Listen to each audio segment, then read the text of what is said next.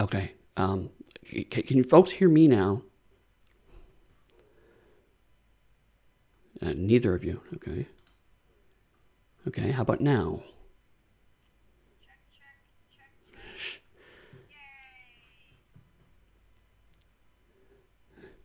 Okay. All right. Well. Yes. Yes on me, but no. Apparently not on you. I don't know why that is not working. Yes. Sorry about that.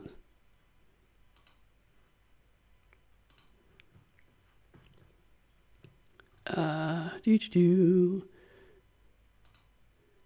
would think after 3 episodes I'd know what the hell I'm doing, but... And yet, here we are.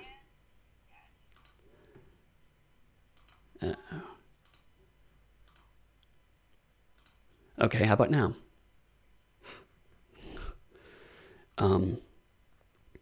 Echo from the grave. Hear Danielle very faintly. Okay. What if I'm a little closer? Oh, can you turn me up on your Yeah, I feed? can. Yeah. Yep. Okay, cool. All right. I think I figured out what the problem. For those of you who care, it turns out OBS decided to just forget my microphone, which is what I get the audio from Danielle from. So, All right. Well, that's all right. Anyway, blah blah blah. It's funny. I've done 3 intros now, and nobody's heard any of them, so it doesn't really matter what I say. I think at this point. I think next time we should intro something like really bizarre, and Right. that should ensure that we actually get the intro heard by everyone. Right. Do it like in Klingon or something and see what happens. We'll just do the whole thing in French. Right. Even though neither of us speak French. Not really. Not really. But anyway, hello. Our third Lunch and Crunch thing, where we're going to talk about mechanics and lunch. And lunch, yes. So what do you have today for lunch? Today for lunch, which you will not see on screen, I'm going to be eating chicken nuggets because I have been on a chicken nugget kick for some reason that I can't really explain. Sometimes I like decide on a lunch for myself, and then that's what I eat for like a month straight. No, I feel you. For a while, I was on the strong like boba tea kick because I have all the stuff at home to make it now, and so it's just like I'm gonna have this every day, and it's like this is a terrible idea. I should stop that, but I should stop. Right. It sounds like a terrible idea, but it's also right, yeah, boba tea. It's really good. What do you have to drink today? Today I am drinking from my lovely Balon Award mug. I'll explain that in a minute because I think it's hilarious and everybody needs to hear about it. But the thing I am drinking is called Goldsmith's Fortune, and it's another Casting Whimsy tea, and it is a orange cranberry black tea with cinnamon. A lot of people say it tastes like Christmas, but honestly, I just really like citrusy teas. Like you'll notice that I probably drink a lot of Earl Greys on here. Yeah. And I love citrus in my tea.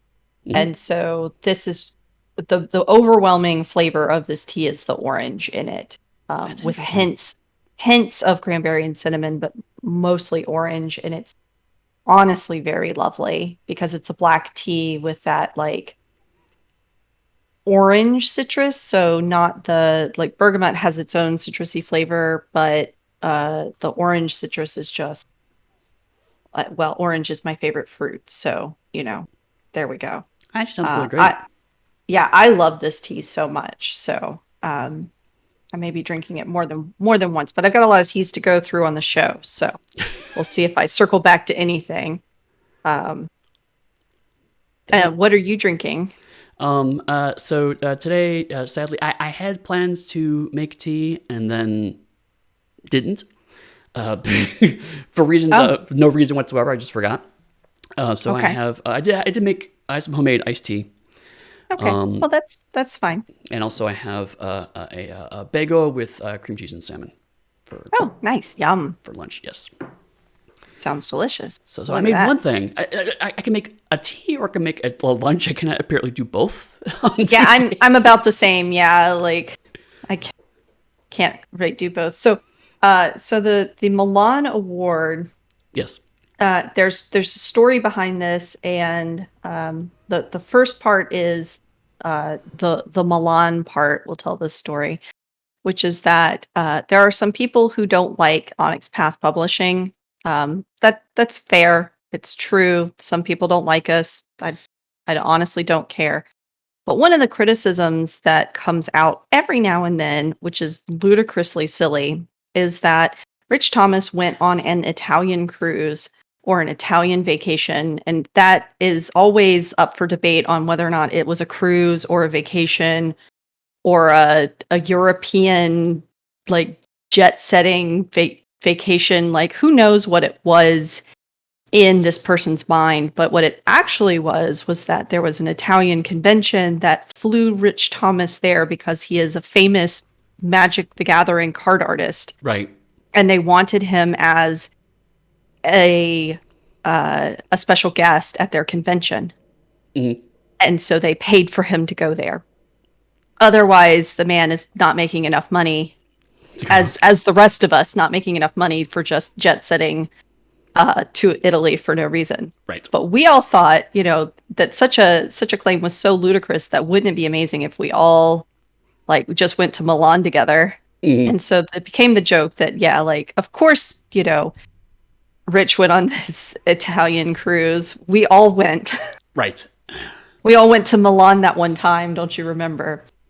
The award part of this is that over last year, we stopped going to conventions for a while because of, everything. And I decided that I wanted to see some of my designer people, and we decided to have a little tiny designer retreat that got dubbed Aircon D because I rented I rented an Airbnb. It was a convention replacement, and I'm D. So there you go, Aircon D. And I decided that if it was going to be a convention replacement, that we were going to have a design award ceremony in which we awarded each other ridiculous awards, which I paid a bunch of money to get mugs for every silly award made up. And I won the Milan Award because apparently I am the most jet-setty to Europe, I guess. I don't know what I won it for, honestly, because none of them made any sense as designer awards. And that was the point. Yeah, much like actual designer awards, to be fair. Exactly. I wanted to style it after the Diana Jones Awards, where it was very secretive, and so I didn't tell anybody that I was doing this until we got there. Nice. And then I sprung it on everybody. It was a great surprise. Now the cat's out of the bag, but I won't tell anybody who helped me put together the Aircon D. I will be the face of the Aircon D Awards in much the same way that I don't even know who the face of the Diana Jones Awards are, but Illuminati.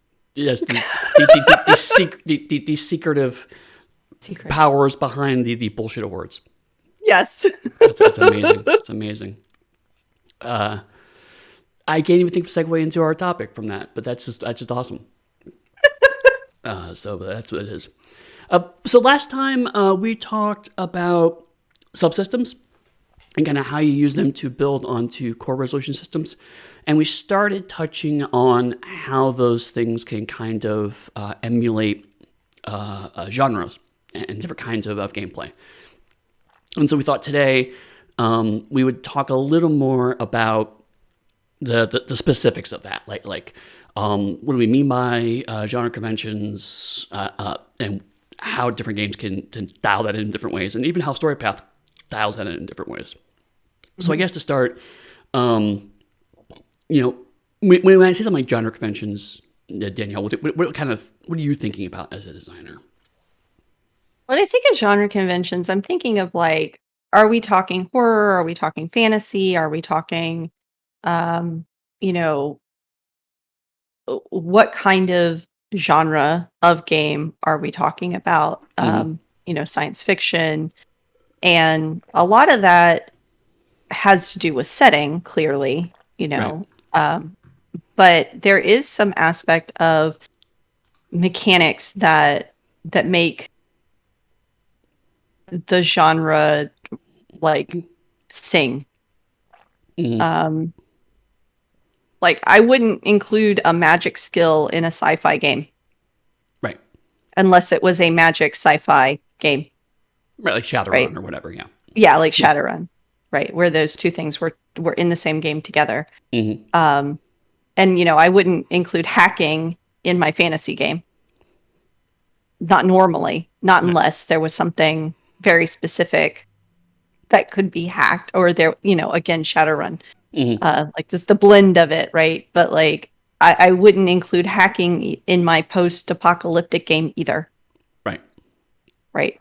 And I, So, and I think that's kind of a good point to start from is that when people say, "Oh, this game is a sci-fi game, this game is a superhero game," what have you, there are certain expectations that come with those designs, and so that's something that we do need to think about as designers. Is not only what do we need to put into the game to emulate that genre more effectively, but also what are the expectations that people coming in, like you theoretically could do a superhero game without a list of superpowers, but that's would be an uphill battle.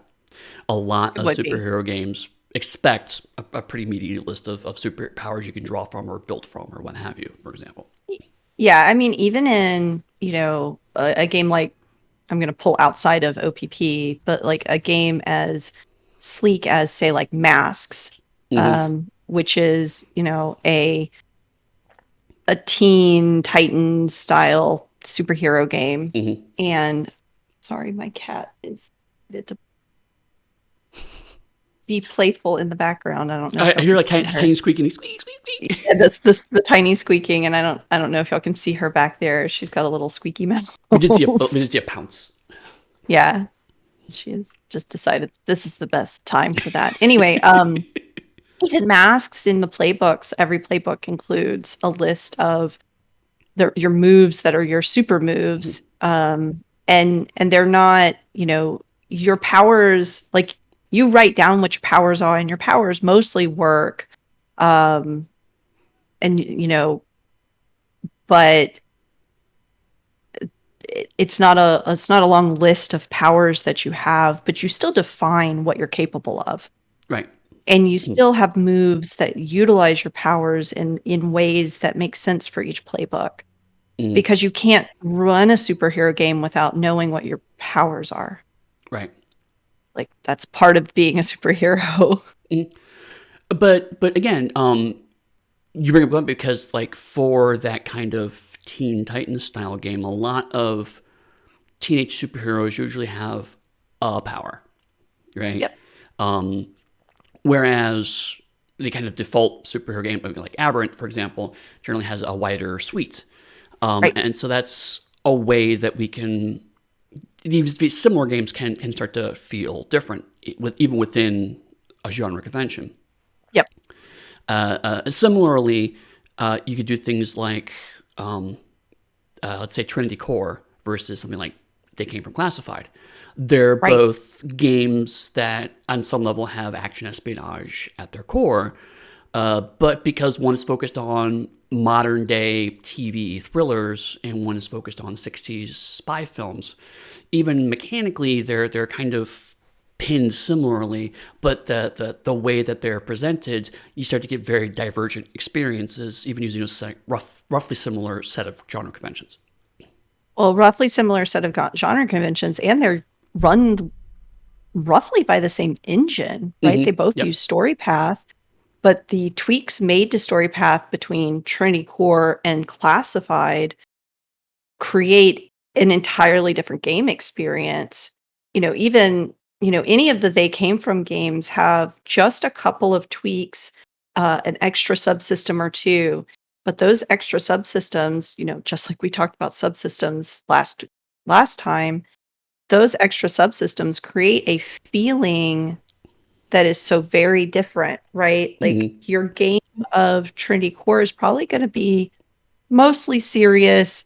You'll probably have a couple of comedic breaks for whatever reason. You know, you can't expect a game to be serious all the time, Right. especially when you're playing with friends and having fun. Mm-hmm. But they came from Classified is not going to be a serious game from the get-go. Mm-hmm. And all of the rules of Classified point you to that. Mm-hmm. They point you to over-the-top silliness or just over-the-top descriptions of things. They point you to taking actions that are wildly out of, being able to rewrite, having directorial control, being able to rewrite scenes, being able to, do these things that They Came From does very well, even in a spy thriller, suddenly turns your spy thriller from, from 007 to Austin Powers. Like, that's just, like, bam, done. And again, like, something that is recontextualizing the same systems, because you mentioned directorial control. Mechanically, that's pretty much identical to dramatic editing, which Talents have in Trinity Core. But the kinds of things you can do with that exact same set of rules differ. Like, directorial control is meant to be much more, weird things happen, suddenly a new character appears, that kind of stuff. Whereas dramatic editing is much more, you can't really take away from or radically change the scene you're in. You can only kind of add details to it. Right. So that small tweak in the rules gets you a very different experience, because one's going to be intentionally wild and over the top and lots of different things going on, whereas another one's just more the kind of contrivance that occurs from mildly bad editing or writing in action adventure films. Right, exactly. And we look even at like sci-fi genre type games or fantasy, over the top superhero style games, right? You could say that something that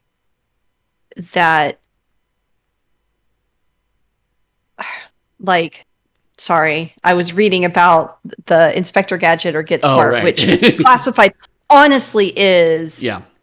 Get Smart or Inspector Gadget, like absolutely. No, my Austin Powers was kind of it is a spoof of it. Austin Powers is essentially Classified of its time because it was a spoof on those style of things. I don't know, but that made me lose my train of thought. So I'll come back to it. But, I was going to talk about Scion, the differences between Scion and Aberrant, which, if you think about Scion, it is kind of a superhuman style game, right? Where you're playing the children of gods and you've got superpowers, but it is not a superhero game. Right. Where Aberrant is a superhero game. And the way that those two games approach their systems is very different, even though they're both using Storypath, and even though they're both hitting a like really epic over the top feel in what they're trying to do. So yeah, genre and mechanics go hand in hand in ways that I think a lot of people don't think about, as far as how do you tweak a mechanic to get a feeling. Right. And it's interesting you bring Scion, because now you have almost kind of a spectrum. If you look at Trinity, Aberrant, keep with that thing. It's presenting superheroes, but it's also presenting a very straightforward presentation of superheroes. There's a certain logic and reason and rules that they follow. So it's much closer to the Marvel Cinematic Universe style of superheroes. And then we give optional rules to tweak it around that. But the default presentation is that. If you move into Scion, it is about superheroic characters as well, but also the whole thread of fate and myth means that you start getting into light narrativism, where like the players also have a certain amount of control over the way the world evolves and grows and change and the kind of characters you see. But that's, again, within a certain structure of these things aren't popping up just for whatever reason. They're popping up because this is playing into your character's overall myth or the fate of the characters, or the people that are bound up in your eventual fate. And then They Came From games, we haven't done a superhero version of a They Came From game, but like, if someone were to exist, it probably would be much more Batman 66 style of wacky things happen because that's just funny and it's interesting. And so it's, again, the same style of the players have a certain amount of control over their environments, but now it's done for humorous contentions. Right. And I think that's, Terry says that genre emulation feels like a stepping stone on the way to mechanics for theme and mood, which seem harder to do. And we could maybe diverge to talk about how mechanics hit themes and moods, because I think that really, he's right, it is a stepping stone for that. And when you think about the genre emulation as a way to evoke a theme, to evoke a mood, to evoke a feeling, and how do you use mechanics to do that? And you think about I think my go-to for talking about genre emulation is always talking about horror. But I think that They Came From games do a really good job of comedy emulation in a way. Both of these, I think, are really drastic and are good examples of how you can use mechanics to evoke an emotion at the table. Right?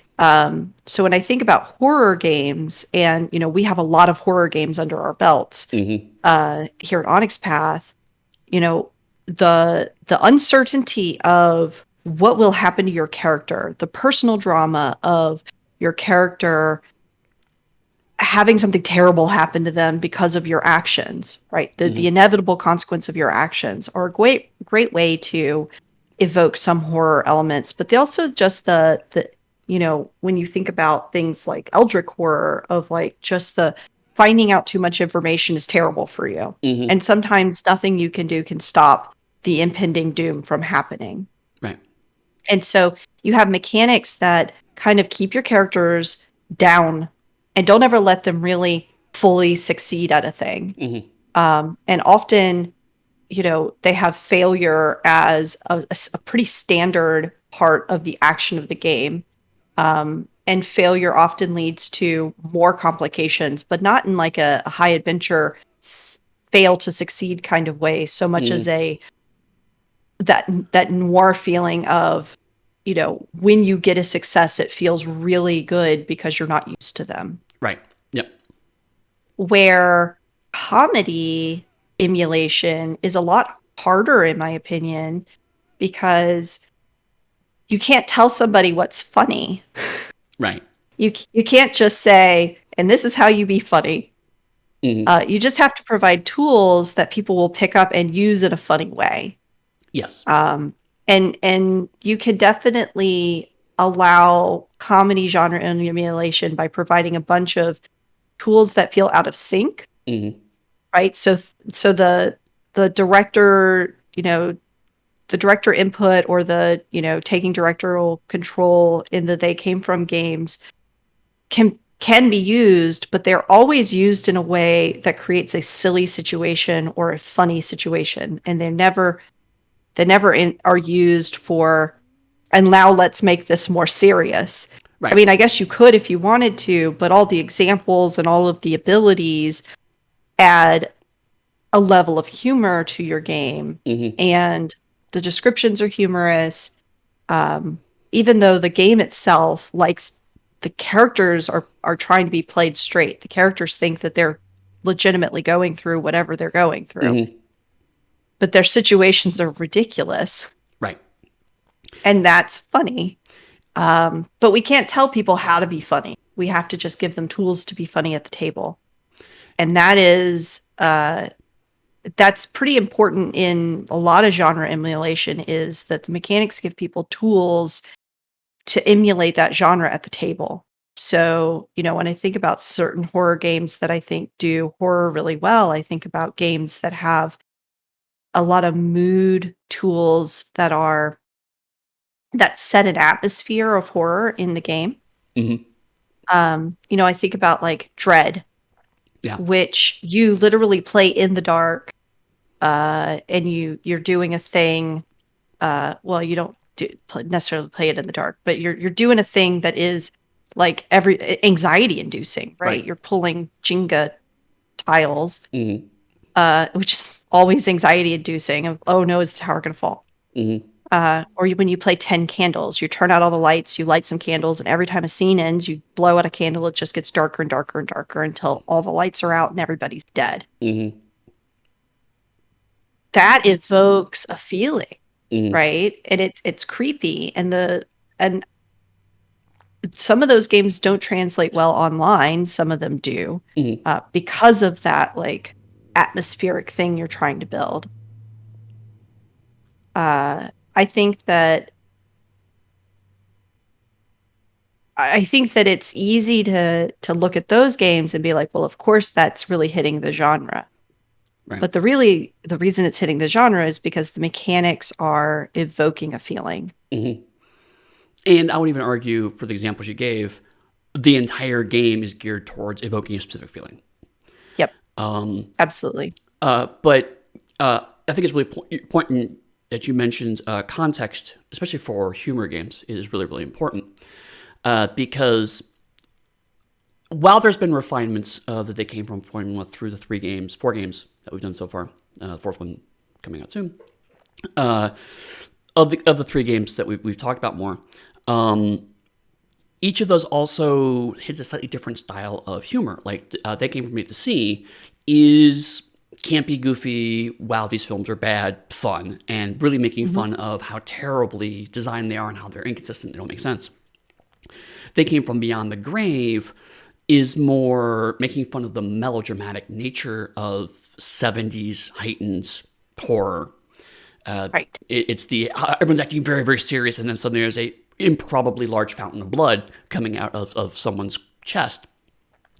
And then They Came From Classified is much more the innuendo, wordplay style of humor. The spy making a funny quip when they do something relevant to the situation. So the mechanics don't change much, but they are dialed in a little bit to emphasize each of those styles of humor.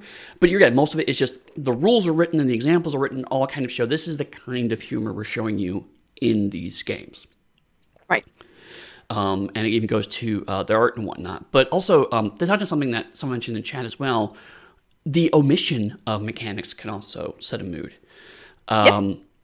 Jeffrey M. mentions, I like the example of Dystopia Rising's detailed list of trauma-related conditions which are very appropriate to the setting versus the absence of Sam and Scion. And that's absolutely true. For Dystopia Rising, it's the closest Storypath has made to a horror game right now. And one of the things that I wanted to emulate in that was the stress of living in this extremely difficult environment. And so it's why the only game has stress conditions. And I wanted to make sure that there were a lot of those that were interesting and gameable, of course, while also being respectful of mental illness, because a lot of, historically, games not been great about that. So it's like, let's rather use kind of, again, movie language, TV language, stressors rather than actual mental conditions. But that's important because in zombie films, you always have the person who makes terrible decisions because they have been traumatized by the situation. And They Came From the Grave, or Beyond the Grave, that you do that because that's just funny and you just go out and do a stupid thing because that's the funny thing to do. But in DRE, you have to give an incentive for why you would make potentially horrible decisions. It's because you're stressed out. And when you're stressed out, you make bad decisions. So that was an important mechanic to have in there. But you're right, for Scion, if a zombie comes up, that's a thing you punch and you move on to your next heroic deed, right? Right. So it's something I've noticed with newer game designers is that sometimes they feel like they have to add a mechanic to emulate genres, and oftentimes I find removing mechanics or reducing a mechanic can also have similar or even better effect. Yeah, I think also, the genre emulation, it brings up a point about like what is your game about? And I'll ask that question. I might say that phrase a lot. Um, but if you know what your game is about, then the mechanics that you're going to include are going to reinforce what your game is about. And I notice a lot of people, especially newer designers, wanting to make sure that there are mechanics that cover every situation that any player might ever want to engage in. Right. And I think that that's a fallacy, a thing that we don't need to be designing for. We need to be designing for what your game is about. And if there's no rules for how to cook in a game that's about punching people, like that's okay, because even if the players want to cook, that's not what the game is about. Right. And so you don't really need to include rules, because they'll either crib the rules themselves if they really want the game to be about that, or they'll hand wave it. You don't need to design your game to cover literally every eventuality, every possibility of what a player may want to do with their character in your game, unless your game is about that thing. So if your game is about investigating the ruins of a nuclear fallout, if you're literally making a Fallout game, but not the Fallout franchise, right? But you're going to have all sorts of mechanics about radiation and how radiation affects people, and maybe some mechanics on combat and how to fight, whatever irradiated bullshit shows up. And you may even have some mechanics on how to talk socially around this situation. But you're probably not going to want to have a big section on, like, you're probably not going to have deep rules on magic or combat in general if it's an investigation game. Right? You may want some basic rules for beating up an irradiated thing or dealing with an irradiated thing, but it's not going to be like this huge combat chapter, and there doesn't need to be, because that's not what the game is about, unless it is what it's about. And it's interesting to me when somebody will show me a game and say, this is a game about running around and surviving or whatever, and all the rules are not about surviving at all. Yeah. And I'll be like, that's not what this game is about. Right. And your mechanics don't emulate your genre at all. And they're not doing anything to tell me what your game is about. Instead, they're doing something completely different. And I think, when you think about genre and how the mechanics tie in with genre, you need to make sure when you're thinking about that your mechanics are telling people what they should be doing at the table. Yep. And then allowing those mechanics to evoke a feeling at the table that hits the genre that you're trying to go for. And I mean, you can adjust existing rules to kind of dial in a genre better. For example, I think I've given this example before. I don't know if I've done it in this show or not, but D&D 5th edition. D&D has spent 40 years building a very specific cycle, right? The what we call in its design called the core gameplay loop is basically you make a character, you kill monsters, and when you kill monsters, you get experience and gold and equipment, and use that gold equipment to get better stuff, and use experience to get more powerful, and use those things to kill bigger monsters to get you more experience and more gold and more equipment to get you more stuff, and that's the cycle, right? Ultimately, at the end of the day, D&D is a monster murder simulator. That's primarily what the system does. And it does that extremely well. D&D, yes, can do all sorts of other things. It could be amazing and create some amazing games. I'm not discounting any of that. But at the end of the day, the rules are designed for going through dungeons, murdering monsters, and taking your stuff. Right. And so when I started working on Pugmire, I wanted to emulate a specific brand of adventure fiction, the Redwall style or whatnot. It's just kind of a younger fantasy I think where combat is scary, but also something to be avoided or talked around or whatnot. And so the best way for me to do that was to remove the incentives of that core loop. So you don't equipment, you could just roll a die and get equipment, just say if you had it or not, and there are no experience points. So the core gameplay breaks down because there's no incentive to kill monsters to go up.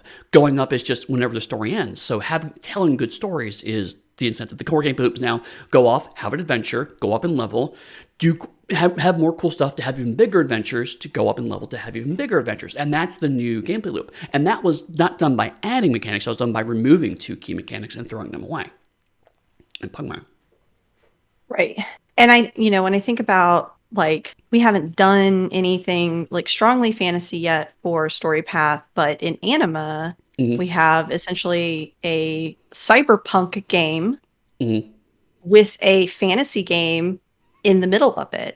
And you'll notice that the rules that you use to play the fantasy game are very different from the rules that you use to play the cyberpunk game aspect.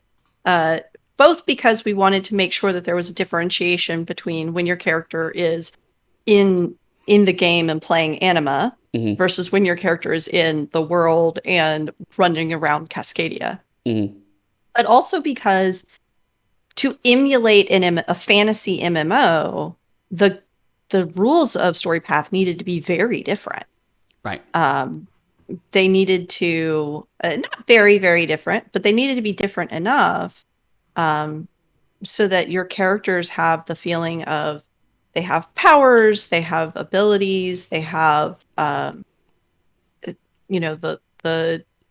gameplay loop is go on a quest, get rewards, get better at going on quests to get rewards, right? Yep. We made that the gameplay loop, and that is not the gameplay loop normally in a Trinity Continuum game, right? It's not just go do a quest, get rewards, go do a quest, go get rewards. But we needed that to be the gameplay loop in the Anima Terra Surge game. So we made that the core gameplay loop of Terra Surge and then built everything around that core gameplay loop. And so I feel like, when you look at this kind of game that has 2 genres inside of it, that's a really great way to look at how the mechanics feel different between the 2 of them. Because they're emulating 2 very different genres, but they are done in such a way that it marries into that third lit RPG genre where your character knows that I'm in a game. My character is playing a fantasy game. Right. And so, another example of that is I remember you and I talked about, because you handled the rules chapter for that, and I still think you did an amazing job with the Anima rules chapter. I remember once you had it nailed down, there was very little conversation or red lines on that front. But when we initially started, one thing they talked about was levels, because all of Storypath uses experience points to grow up, and something I mentioned was I think we want to use levels instead, because that is so clearly evocative, not only that you've changed game systems, but also it's very hard to think of an MMO aside from EVE Online off the top of my head that doesn't use levels on some level. Levels on some level. So, I mean, levels are kind of baked into MMO and really just a lot of RPGs, period. Computer RPGs, I should say.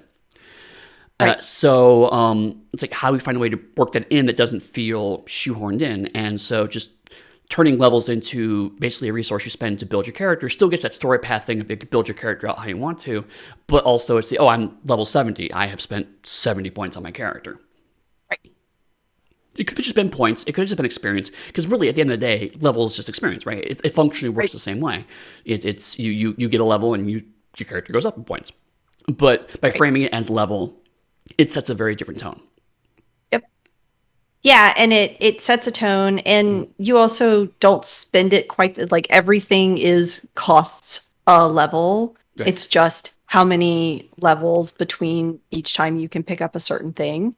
Right, because it also has a D&D style of tiered progression. At this level, a specific thing unlocks, or you have a specific choice to make. Right.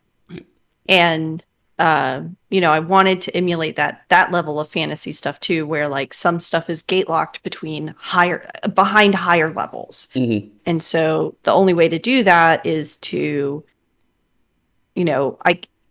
you could gate lock things behind experience points expenditures. You need to have Sure. spent this much XP before you could buy a thing. But calling it levels and then saying, oh, you need to be level 30 before you can buy this new power is so like intuitive, and also the way a lot of MMOs work. Right. Where you're not going to get a new power until you've hit this specific level, and then you can spend points to level up. I just started playing Lost Ark, which just came out in the US, but has been out in Korea for a while. And it works the exact same way, where it's like, oh, you level, you get like 5 points, and you can spend those points into your skills that you already have. Mm-hmm. And you can unlock more skills as you level. Right? Like, it's such a classic MMO like convention that I really wanted to emulate. And I think I hit a pretty decent emulation on that. But it's, it means that it looks very different from the rest of the game. And also little things like we changed health to HP, the health points. And we could have just called it health. It works pretty much exactly the same way as story guide character health. But the change allowed, it allowed make it clear in text we're talking about Anima versus your Trinity character. But also, one thing I wanted to make sure was that when people were talking about the mechanics, because again, that RPG thing is that the characters in the game recognize the mechanics exist and can engage with them. So being able to have a conversation, say, hey, I'm down to 5 HP, and I need you to buff me with your ability before I can go ahead. Those are all actual game terms, but also sounds like the kind of conversations you would have in an MMO. So that was the tricky balance to kind of nail.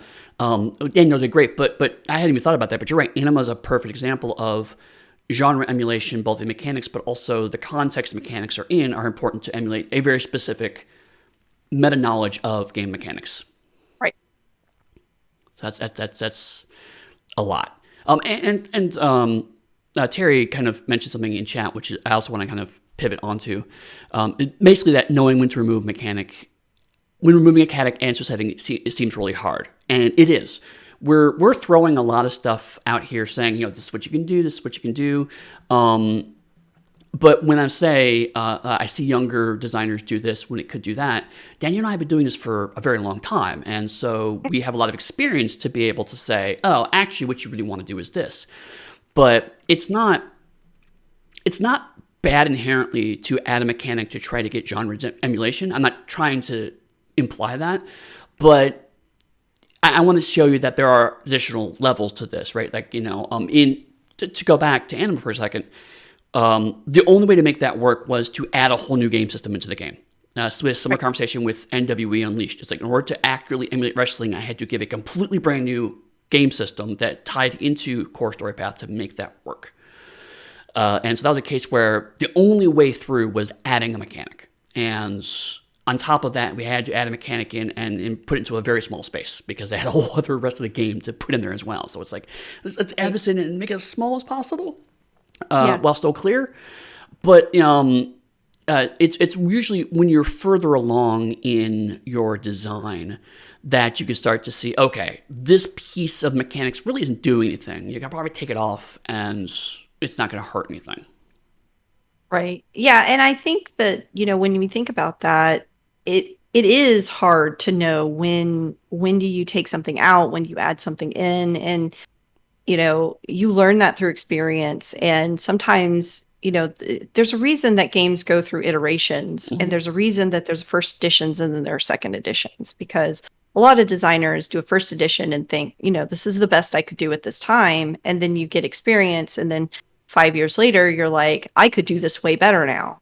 And it's not a knock on the game itself, right? It's just recognizing that you've learned and grown from the last time you were there. And, I look at designers where I can see, like specific designers where I can see the progression of games that they've made. And I'm like, okay, this is clearly your very first game, and then this is your game now.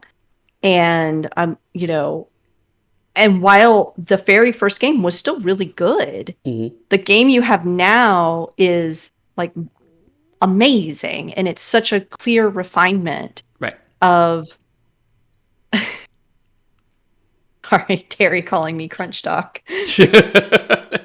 But it's such a clear refinement that it's amazing to watch, because I feel like I can look at my first design inclinations and my first things in design versus what I'm doing now. Oh yeah. And I can see in my own work how, oh man, if I went back and fixed the things I did before, but I don't necessarily need to fix them so much as I can see that growth in my own work. And I know that, in a year or two, I will be somewhere else with my design work also. Like, it is constant and evolution and learning and changing. So when we talk about like, oh, you could do this or you could do that, it's just trying to impart some of the knowledge that we've garnered over the years and give people things to think about.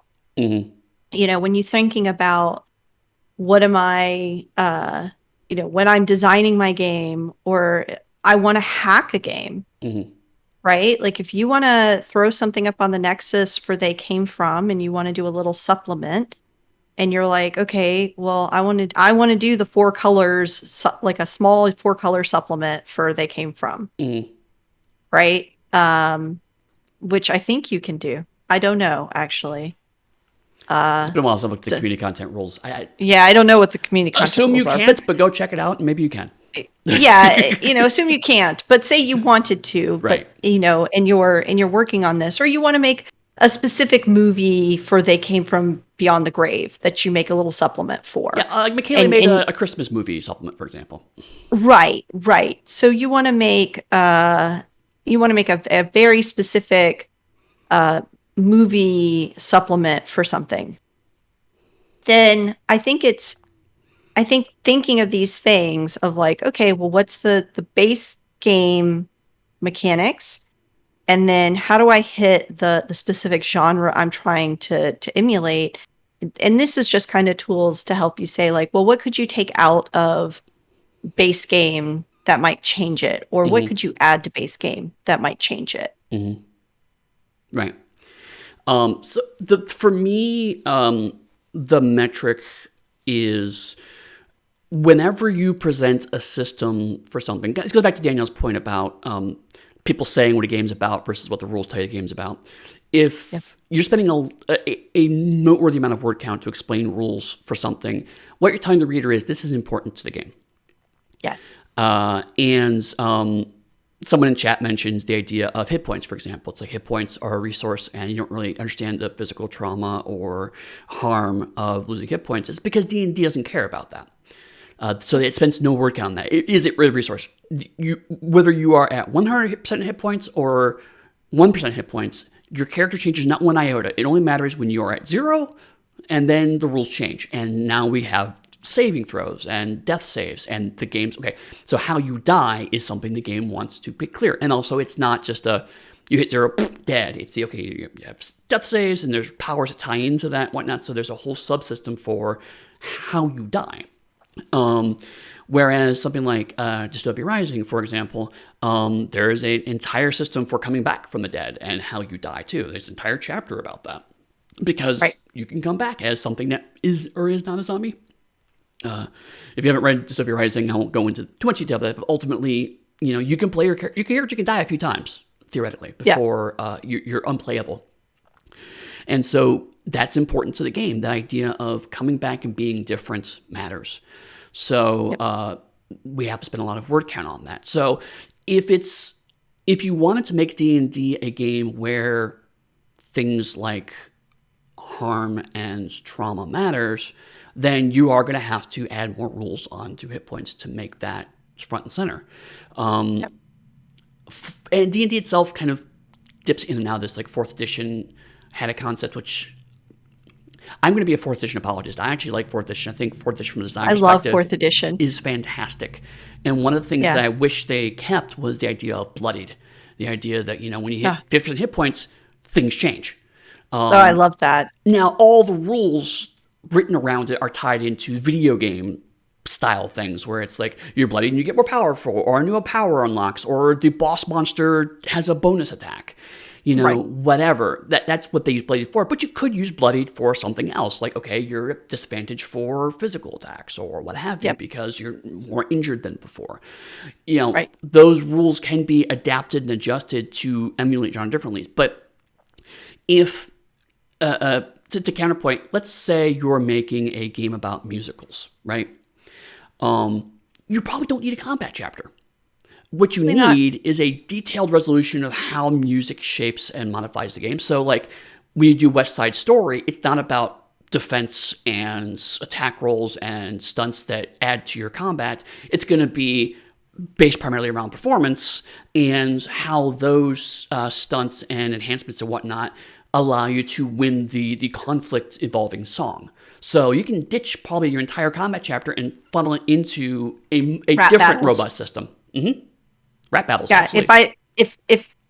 if James Mendez Hodes does not make a game about musicals in which the primary resolution is rap battles at some point in his life, I will be so disappointed. Because he has put rap battles into every game I've ever seen him work on.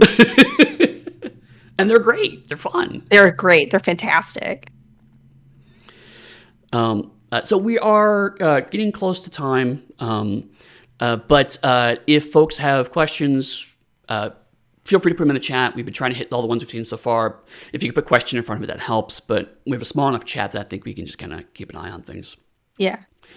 But one thing I also wanted to touch on is we kind of mentioned resources. And that's another big part of genre emulation is what is considered worth codifying and what isn't. And I think Vampire the Masquerade is kind of a go-to example for this. In a lot of games, particularly Dungeons and Dragons, you can murder people and do horrible things to them, and maybe your alignment might change, and maybe that gates you from a couple of spells and powers and items, but generally speaking, there's no real consequence for that. No mechanical consequence. Right. With Vampire, you have, at least in V20, you have dots on a sheet. And you lose dots for doing bad things. And even the rules do tie into how many dots you have. There's a intentional kind of sweet spot where you can hang around 5 and be generally kind of nicely amoral without being too much of a monster. And that's by design, I think. But even then, the act of removing dots from your sheet, feel bad. I had more dots. I have less dots now. I don't like that. That's a lot of people, are geared. So the act of removing something that you had before, you're spending a resource for the privilege of being a jerk.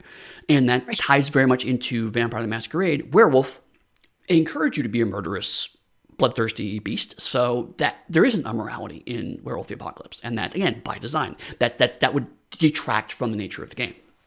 Right. So that's another piece of genre emulation is how often you can do a thing. Actually, and they came from another good example is because of the cinematics. That's the word I'm thinking of. You can theoretically use the cinematics whenever you want to, but the way the game is written, a cinematic is used once and then it's no longer available for that movie. So you can only have one missing reel. You can only have one stunt double. You can only have whatever. And so that becomes a resource. And the way it's kind of set up, it does quietly encourage people to rush towards the cinematics that are the most fun and get them out of the way. So it's I want to be the person who uses this. I want to be the person who uses that. And so that you almost kind of manufacture reasons to use some of these more interesting and more fun cinematics, which again reinforces playstyle. Because if you do it whenever, then say, well, I won't necessarily manufacture a reason to use this because I can use it whenever time. But I have to be. Our whole group will use this once. I have to be the person who uses this. I'm going to walk into a room by myself and get murdered so I can use this thing that allows me to get out of being murdered. So, limiting people's access to stuff can also help with genre emulation. Right. Yeah, I think that what is a resource? What is important? What are you spending a lot of word count on? All of that tells you what's important in the game and what the game is about. Mm-hmm. And so, when I look at games, I will sometimes look at the mechanics before I read any of the settings stuff, find out what the game is about. Mm-hmm. Because you could tell me all day in the setting what the game is about, but your mechanics will really tell me what I'm going to be doing in the game. Right. Exactly. So Malacry TV asked, any thoughts on using horror in Aeon with twisted aberrants and alien bad guys? I think that you could do a sci-fi horror game in Aeon pretty easily, with the bad guys that are, like you say, with twisted aberrants, alien bad guys. You would have to create an atmosphere for that, Mm-hmm. and I think the way to make Aeon feel a little more horrific is to have something, either one, dampen your psi powers. So if you're incapable of using your fantastic psi powers, then now suddenly that's a little scary. Mm-hmm. And the other way I think to do Aeon is to have it be more investigatory. Buy into that there's a mystery here and we need to figure it out.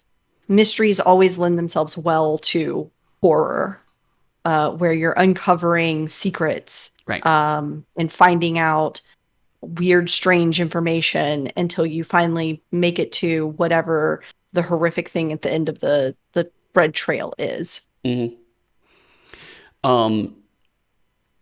You may also want to think, if you really want to dial in the horror of Aeon, or really, I think most of our Storypath games, you probably want to either limit momentum or consider. You can't really get rid of it entirely because you need it for skill tricks and whatnot, but really reduce the amount of momentum that players can generate and use, because momentum is designed to allow people to fail forward more effectively, and in horror, you want to increase more options of failure. Also, raising difficulty numbers on a pretty regular basis, or bumping people up, because in Aeon, they can go to like a 7 difficulty number. You may want to say, no, everyone's at 8 to make sure that, again, more options for failure. Right. You can also you could also hit some of the complications Yeah, true. for your rolls and include some really horrific results if you don't buy off those complications for your actions. So you could pull in, you could hinge on that a lot more to create the terrible inevitable results of your actions. Mm. Right. But again, this is a good kind of way to close things out.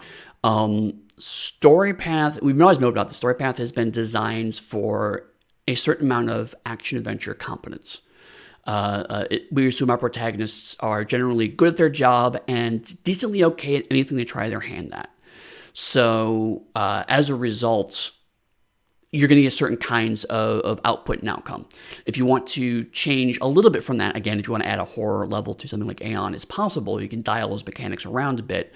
But at the end of the day, if you want a truly dark, horrible game where characters die at the drop of a hat, it's really hard to do that in Storypath unless you have something like They Came from Camp Murder Lake, where the game specifically incentivizes you to murder your characters in humorous ways, right?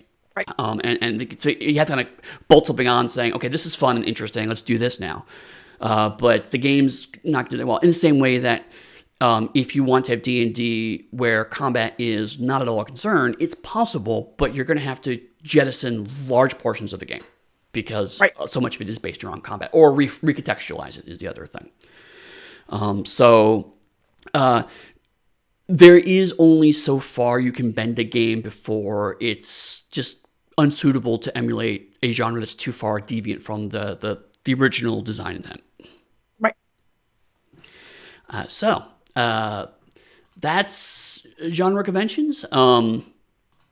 We'll be back in 2 weeks. Right now, we haven't talked about this offline, but the current thinking about is talking about maybe implicit versus explicit rules. Yes. That sounds like a great thing to talk about. Okay. So yeah, we could talk about that. And then if we do talk about that, it means I get to use my infamous Air Bud analogy. So if you want to hear about that in 2 weeks, where I talk about the movie Air Bud, the franchise Air Bud, and how it relates to game design. I do want to hear about that. So let's, I'm definitely going to be there. Oh, good. Because otherwise it would just be me talking into the void for an hour as I chew on food between sentences. Yes. So thank y'all for hanging out, and we'll see you in 2 weeks. Bye-bye. All right. Bye.